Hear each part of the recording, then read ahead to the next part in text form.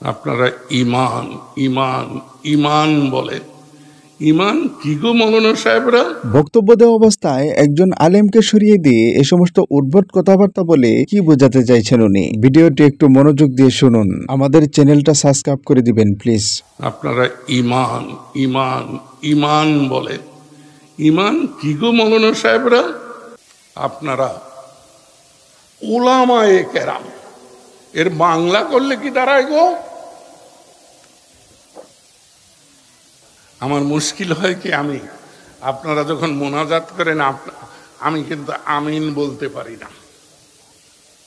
আমি কিন্তু কোনো আলেমের মোনাজাতে আমিন বলি না, কারণ এই ছেলেটিকে শিখিয়ে দেওয়া হলো যে হে আল্লাহ আমি পাপী, তুমি দয়া করো, মাফ করো। না, আল্লাহর রহমতে আমি পাপী নই। আল্লাহ আমাকে দিয়ে এখনো পাপ করায় নাই। কোন নারীর ইজ্জত নষ্ট করেছি এই অভিযোগ ৮৬ বছর বয়সেও কেউ দিতে পারে নাই।